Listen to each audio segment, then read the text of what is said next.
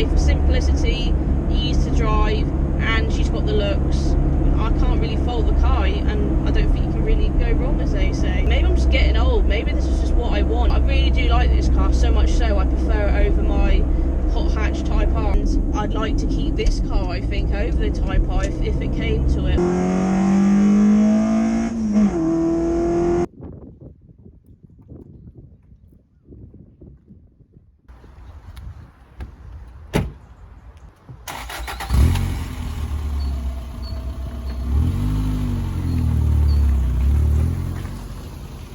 Hi guys, welcome back to another video back on the Driven 24/7 Automotive YouTube channel, and I hope you all had a very Merry Christmas. If you've got any car related presents, and please do let me know in the comments below, I'm very interested.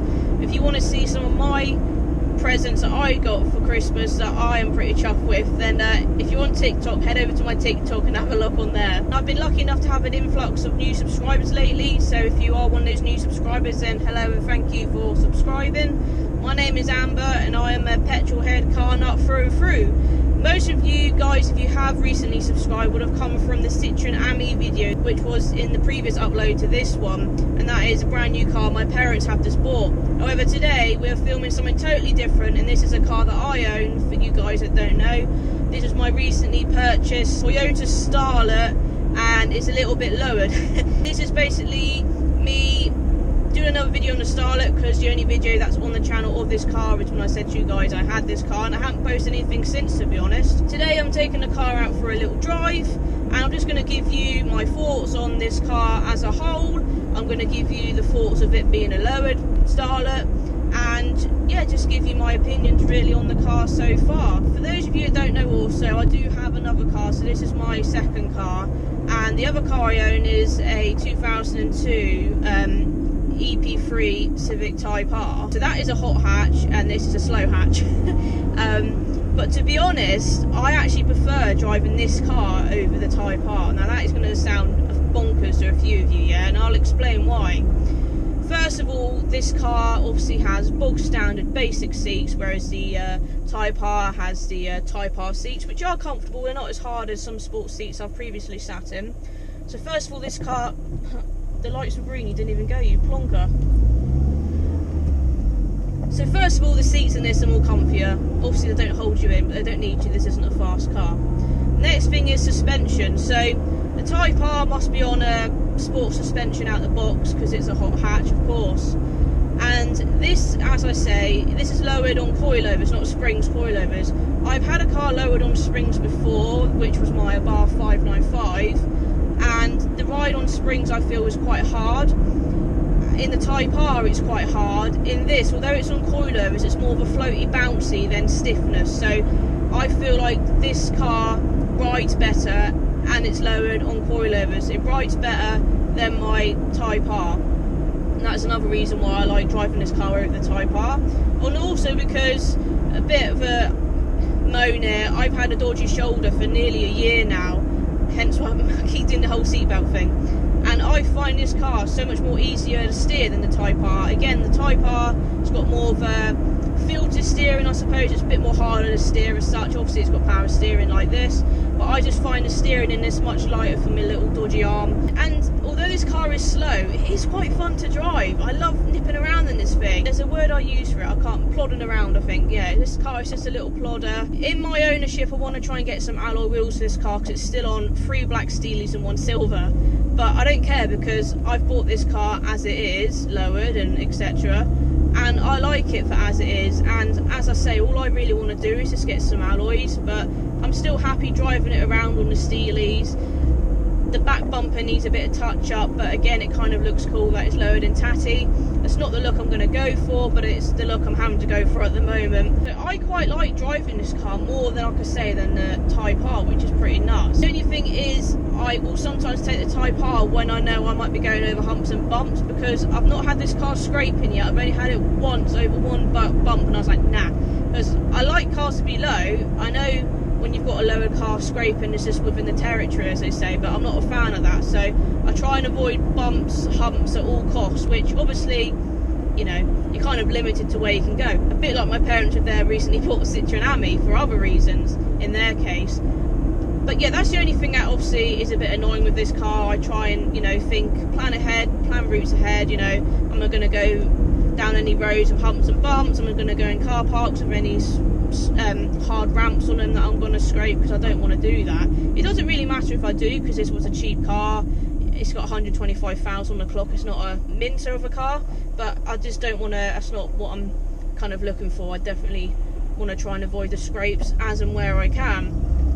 Through the cold period we've had recently, the only issue I had with this car was when she was been parked up on the road for like 2 or 3 days, covered in thick ice and snow or whatever. We didn't have too much snow, mind you. She didn't want to start one morning, so I just kept cranking, a bit of acceleration, a bit of a throttle, and she started. So that's the only kind of issue I had, but I just put that down to the car just sitting in the freezing cold for a few days, not being used. That's more my fault, I feel, than the car to blame in that matter. And this car reminds me very much of a car that I learned to drive in, and that was my Nan. She had a Perodua Nipper, much more basic to this car, and this car is more equipped than the Perodua Nipper I had as my very first car. They're cool cars and rare to find now and to see on the road, but this kind of reminds me of that car. As I say, this is better equipped, but it's just quite basic. You know, we've got a tool gear stick here.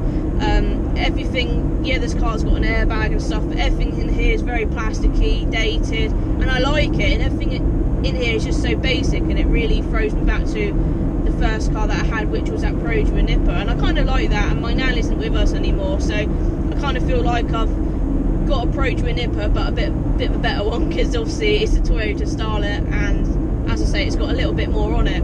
So this car doesn't have central locking, which is a bit of a nightmare, a bit annoying, having to lock all the doors manually. But it's one less thing to go wrong on this car. This car also doesn't have any electric windows. Again, one less thing to go wrong on this car. But again, me moaning about my dodgy shoulder. I've got a dodgy right shoulder, and I hate to open and close the window because it hurts me. I just find this car quite a laugh, really. Every time I park it up at work or park it up and I walk indoors, I always find myself looking back at it and just having a little smile, because it's just a cheeky, cute looking car. It's lowered, so it looks cool as it is. And bearing in mind, this is how I bought the car, and I like that. I've bought a car which in my eyes looks cool from a previous owner, and all I want to do to it, as I say, is probably give it a service, because I don't know when it was last serviced, and get some cheapy alloys on, and that'll be the car kind of done in my eyes. I've got a couple of Madriven stickers on here, and you know, I've done little bits like that, dress the uppy bits. I also want to wet back the interior at some point. There's a big bit of mud on one of the rear seats, not from me, so the interior could do with a bit of a wet back and tidy up on the seats upholstery. That's it. She's got a very long MOT. I think it's till October or November, I believe, and she's just a good little run around car. She's not quick, but I'd say she's fairly nippy for what she is, and she is a 1.3. Also, another thing, the gearbox in this, it is a 5-speed, but the gearbox is nice and smooth. The clutch is really easy and light. Again, it would be the perfect learner kind of car, or first car for someone. And again, that kind of, because of its ease to drive, it reminds me of my first car, as I said a minute ago. Fuel wise, I usually stick around 20 quid in, and I haven't let it run out, like run really low with the light flashing at me, but I'd say 20 quid gets me, I'd say at least 100 miles, which I don't know if that's good or bad for a 1.3 old car and all that stuff, but it only goes around town. As the rule goes, usually cars are better on a journey. And I'd like to take this car to some shows next year, bearing in mind I want to plan my route ahead as much as I can to try and avoid humps and bumps, especially if I'm travelling to routes and areas which obviously I don't know, because I wouldn't be from those areas. So I'd like to take the car to shows and some local shows as well. And like I say, it's not much I feel the car needs from me and my bank account, which is good. I just want to maintain it, make it look a little bit cool with some wheels, and that's pretty much it. But I just really like this car. As I say, I have a Type R in my ownership, and there are a few other reasons why I'm not so keen on it, but I'm kind of thinking, like, because I like driving this car so much, I might look at going back to the plan of trying to have one car, because obviously that's just cost effective and I only actually need one. And I'd like to keep this car, I think, over the Type R if it came to it, which it might do in a few months' time, because I just think this car's just cool, and it's old and it's a bit of me. I just really like it. It's little like me and it's cute like me. I don't know if I'm cute, but it's just cool.